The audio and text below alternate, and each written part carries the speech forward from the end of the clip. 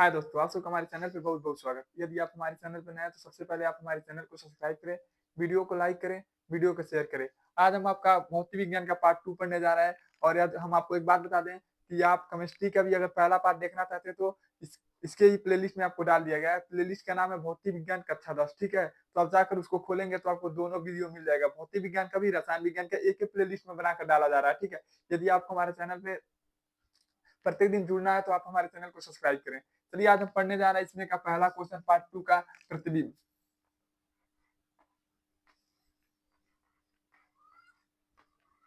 जी।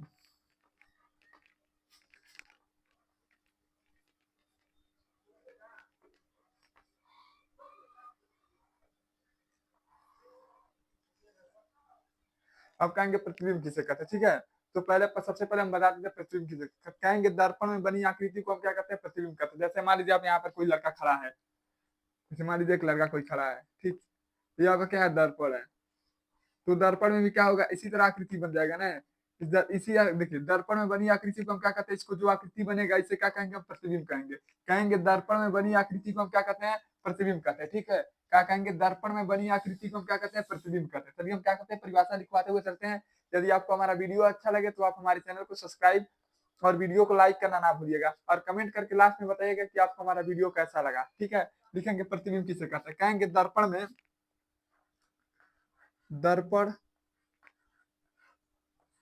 दर्पण में बना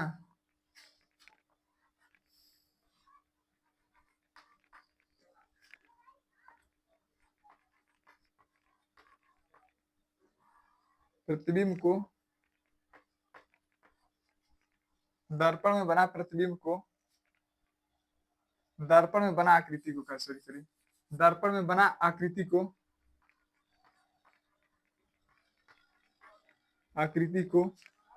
प्रतिबिंब कहते हैं।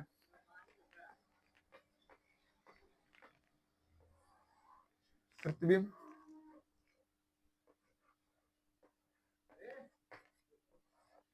कहते हैं, ठीक है? क्या कहेंगे? प्रतिबिंब किसे कहते हैं?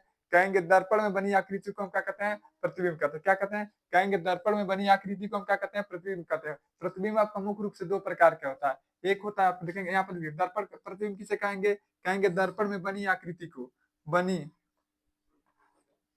या बनी, ठीक है? दर्पण में बना या बनी, ठीक है? आकृति को हम क्या कहते हैं? प्रतिबिंब कहते हैं। लिखेंगे प्रतिबिंब का प्रकार। प्रतिबिंब मुख्य रूप से आपका क्या होता है? दो प्रकार का होता है। एक आपका होता है वास्तविक प्रतिबिंब, एक आपका होता है आभासी प्रतिबिंब। वास्तविक प्रतिबिंब किसे कहते हैं? जिसे हम क्या करें? पर्दे वर्दे पर क्या करें? प्राप्त कर लें। पर्दे पर जिसको प्राप्त कर लेते हैं उसे क्या कहते हैं? वास्तविक प्रतिबिंब। और जिसको नहीं प्राप्त कर पाते उसे कहते हैं अवास्तविक प्रतिबिंब, ठीक है? या आभासी प्रतिबिंब, ठीक है? चलिए हम क्या कहते हैं? दोनों का परिभाषा लिखते हैं। कहेंगे प्रतिबिंब का प्रकार। प्रतिबिंब का प्रकार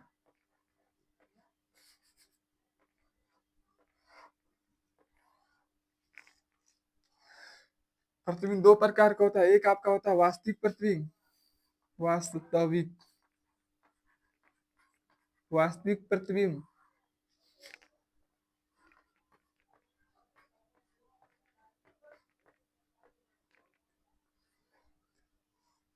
दूसरा का आपका होता है आभासी प्रतिबिंब।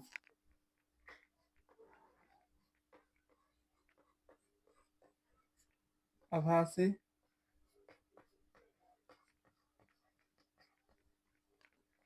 ठीक। एक आपका होता है वास्तविक प्रतिबिंब, एक होता है आपका आभासी प्रतिबिंब। वास्तविक किसे कहते हैं? कहेंगे जिसे पर्दे, इसको क्या करते हैं? पर्दे पर प्राप्त कर लेते हैं, ठीक है? इसको क्या करेंगे? हम पर्दे पर प्राप्त कर लेते हैं, ठीक है? और इसको हम पर्दे पर प्राप्त नहीं कर पाते, ठीक है? इसको हम पर्दे पर प्राप्त नहीं कर पाते हैं, ठीक है? कहेंगे वह आकृति जिसको पर्दे पर प्राप्त कर लेते हैं उसे क्या कहते हैं? वास्तविक कहते हैं। और जिसको आप पर्दे पर प्राप्त नहीं कर पाएंगे उसे क्या कहेंगे? आभासी प्रतिबिंब कहेंगे, ठीक है? तो चलिए हम क्या करते हैं? इसको मिटाते हैं और एक एक का परिभाषा लिखते हुए चलते हैं। सबसे पहले क्या करते हैं? हम इसका परिभाषा लिखते हैं। वास्तविक प्रतिबिंब किसे कहेंगे, ठीक है? कहेंगे वह प्रतिबिंब, वह प्रतिबिंब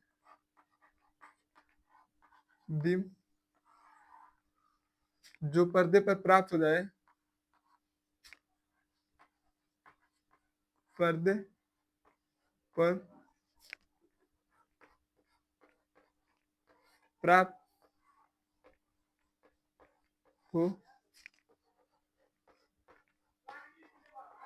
जाती है उसे उसे उसे वास्तविक वास्तविक प्रतिबिंब कहते हैं।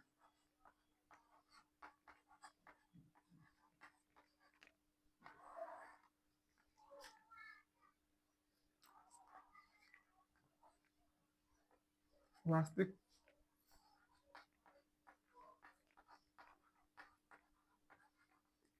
बिंब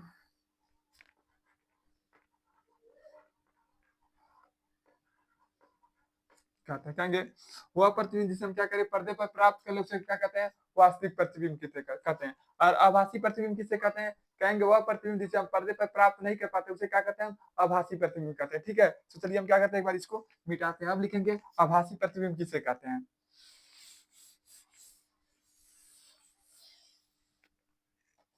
अब लिखेंगे आभासी प्रतिबिंब।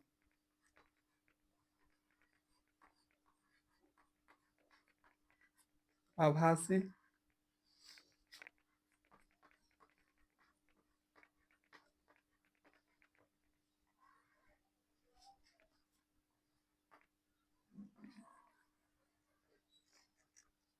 कहेंगे वह प्रतिबिंब वह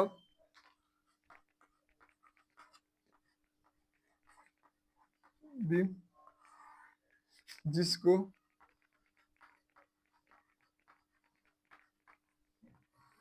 जिसको पर्दे पर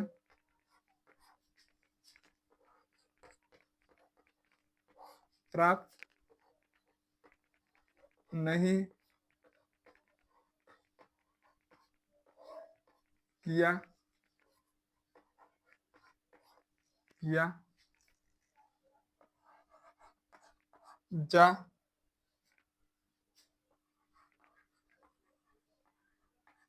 सकता है।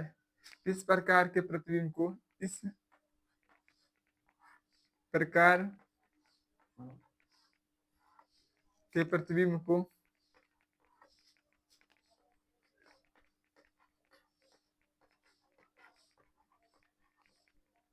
प्रतिबिंब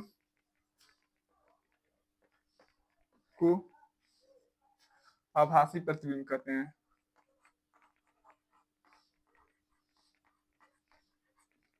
आभासी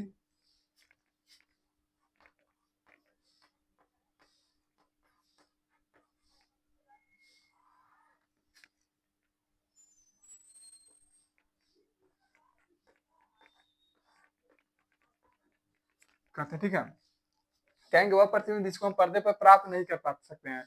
ऐसे आकृति को हम क्या कहते हैं, या ऐसे प्रतिबिंब को हम क्या कहते हैं, अवास्तविक प्रतिबिंब। ठीक है, या वास्तविक प्रतिबिंब। ठीक है, वास्तविक प्रतिबिंब सॉरी वास्तविक प्रतिबिंब किसे कहते हैं, जिसको हम पर्दे पर प्राप्त कर सकते हैं। आभासी प्रतिबिंब किसे कहते हैं, जिसे हम पर्दे पर प्राप्त नहीं कर सकते। ठीक है, यदि आपको इस परिभाषा में कहीं पर भी कहीं समझने में कोई दिक्कत हो तो आप क्या करेंगे, कमेंट करेंगे। ठीक है, अब पढ़ेंगे गोलीय दर्पण किसे कहते हैं। ठीक है, यदि इस परिभाषा को समझने में कहीं पर भी दिक्कत हो तो क्या करेंगे, आप कमेंट करेंगे। चलिए इस पर लिख लीजिए इस क्वेश्चन को। ठीक है, अब पढ़ेंगे हम गोलीय दर्पण। गोलीय दर्पण मुख्य रूप से कितने प्रकार का होता है, कहेंगे दो प्रकार के। ठीक है, गोलीय दर्पण किसे कहते हैं, कहेंगे किसी गोले का किसी के क्या होता है, मान लीजिए आपका है गोला है, इसके कटा हुआ भाग को हम क्या कहते हैं, गोलीय दर्पण कहते हैं। ठीक है, कहेंगे किसी गोले का कटा हुआ भाग को क्या कहते हैं, हम गोलीय दर्पण कहते हैं। या खोखले गोला, यानी एक बात होता है कि गोला कैसा होना चाहिए, आपका खोखला होना चाहिए। ठीक है, तो कहेंगे गोलीय दर्पण। गोलीय गोलीय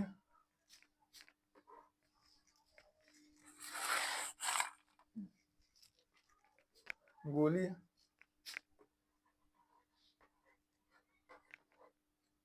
दर्पण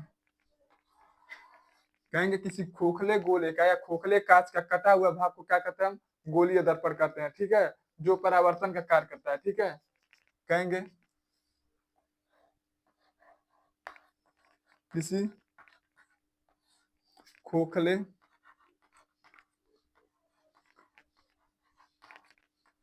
ले गोले का कटा कटा कटा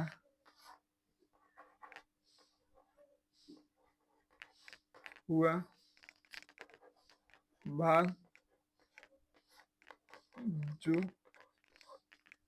परावर्तन का कार्य करता है,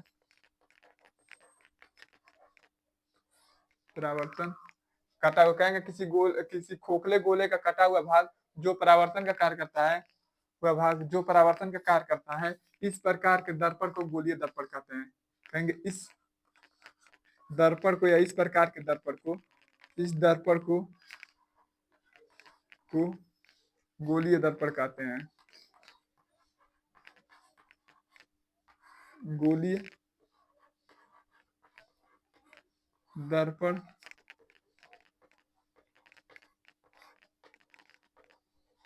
कहते हैं। कहेंगे किसी खोखले गोले का कटा हुआ भाग जो परावर्तन का कार्य करता है उसे हम क्या कहते हैं, गोलीय दर्पण कहते हैं। गोलीय दर्पण मुख्य रूप से कितने प्रकार का होते हैं, कहेंगे दो प्रकार का। एक होता है आपका अवतल दर्पण, एक होता है आपका उत्तल दर्पण। अवतल दर्पण किसे कहते हैं, उत्तल दर्पण किसे कहते हैं। देखिए आप उत्तल दर्पण से क्या कहता है, उत्तल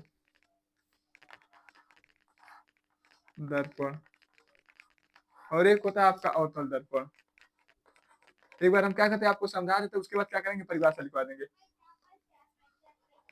अवतल दर्पण देखिए इसमें क्या कहता है, देखिए ऊ मैंने क्या होता है आपका ऊपर का भाग क्या करेगा, परावर्तन का कार्य करेगा, और अंदर वाला भाग में क्या किया जाता है, पेंट या कलई कर दिया जाता है। और मैंने क्या होता है आपका अंदर का भाग परावर्तन का कार्य करेगा और बाहर के भाग में क्या किया जाता है, पेंट या कलई कर दिया जाता है। ठीक है, इस प्रकार के दिखाएंगे वह दर्पण जिसका ऊपर का भाग परावर्तन का कार्य करता है और अंदर के भाग पर हम क्या करते हैं, पेंट या कलई कर देते हैं। इस प्रकार के दर्पण को हम क्या कहते हैं, आपका उत्तल दर्पण कहते हैं। अवतल दर्पण किसे कहते हैं, कहेंगे वह दर्पण जिसका आपका अंदर का भाग परावर्तन का कार्य करता है और बाहर के भाग पर पेंट या कलई कर देते हैं। इस प्रकार के दर्पण को हम क्या कहते हैं, कहेंगे अवतल दर्पण कहते हैं। ठीक है, तो चलिए हम क्या करते हैं, दोनों का परिभाषा लिखते हुए चलेंगे। तो क्या करते हैं, मिटाते हैं।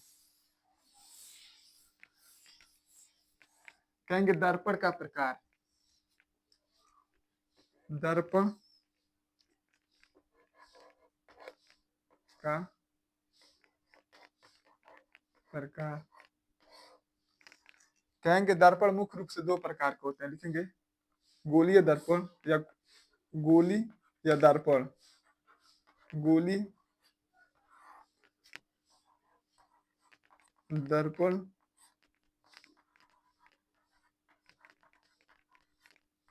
मुख्य रूप से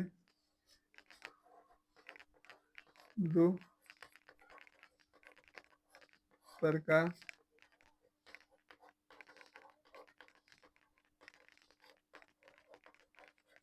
होते हैं। ठीक है, गोली दर्पण आपका मुख्य रूप से कितने प्रकार के होते हैं, कहेंगे दो प्रकार का। एक आपका होता है अवतल दर्पण और एक आपका होता है उत्तल दर्पण। ठीक है, कहेंगे पहला आपका होता है उत्तल दर्पण या अवतल दर्पण, उत्तल दर्पण, और एक आपका होता है अवतल दर्पण।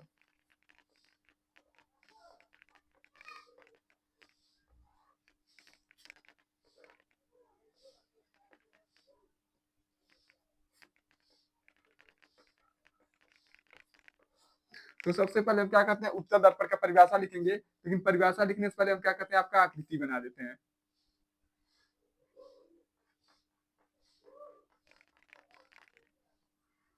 यह क्या होता है, आकृति होता है। ठीक है, कहेंगे वह दर्पण जिसके ऊपर का भाग परावर्तन का कार्य करता है तथा अंदर का भाग को क्या किया जाता है, पेंट या कलई कर दिया जाता है। इस प्रकार के दर्पण को हम क्या कहते हैं, कहेंगे आपका उत्तल दर्पण कहते हैं।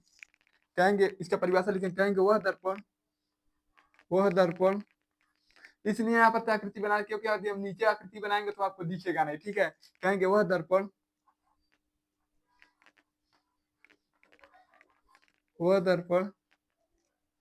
जिसके जिसके ऊपर का भाग, इसको मिटा देते, आकृति अब बना लीजिएगा। ठीक है, जिसके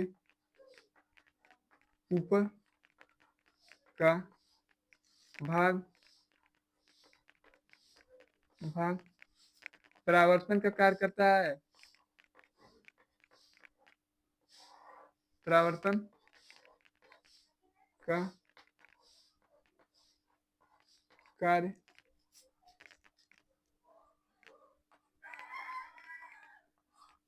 है। और अंदर के भाग पर पेंट या कलई लगा देते हैं। अंदर के भाग पर अंदर के भाग पर पेंट या कलई लगा देते हैं। पेंट या कलई लगा होता है। पेंट अंदर के भाग पर पेंट पेंट या कलई लगा होता है। लगा होता है। इस प्रकार के दर्पण को इस प्रकार के दर्पण को प्रकार के दर्पण को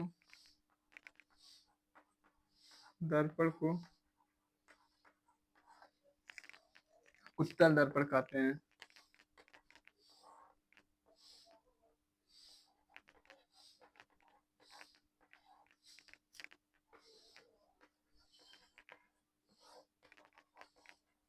कहते हैं, ठीक है। कहेंगे वह दर्पण जिसके ऊपर के भाग पर क्या किया जाता है, परावर्तन का कार्य करता है, लेकिन उसका अंदर के भाग पर पेंट या कलई लगा होता है। इस प्रकार के दर्पण को हम क्या कहते हैं, उत्तल दर्पण कहते हैं। यही एकदम सेम सेम आकृति आती है। यदि हम अवतल दर्पण कर देते हैं, उत्तल दर्पण का यह परिभाषा हो गया। यदि हमको अवतल दर्पण का परिभाषा लिखना है यहाँ पर दूसरा करते हैं और लिखेंगे अवतल दर्पण।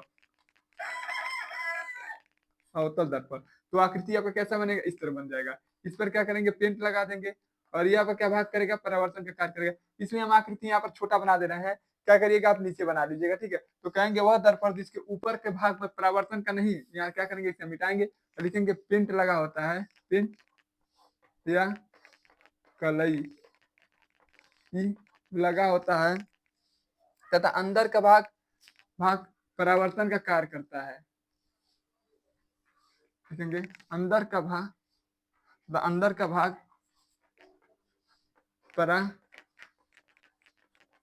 परावर्तन का कार्य करता है। कहेंगे इस प्रकार के दर्पण को हम क्या कहते हैं, अवतल दर्पण कहते हैं, ठीक है। अवतल दर्पण कहते हैं, ठीक। देखिए इसमें क्या किया है, ऊपर के भाग पर क्या किया गया है, पेंट लगा दिया गया है और अंदर का भाग आपका क्या कर रहा है, परावर्तन का कार्य कर रहा है। इस प्रकार के दर्पण को हम क्या कहते हैं, आपका अवतल दर्पण कहते हैं, ठीक है। यदि आपको हमारा वीडियो अच्छा लगे तो आप हमारे चैनल को सब्सक्राइब करें, वीडियो को लाइक करें, वीडियो को शेयर करें।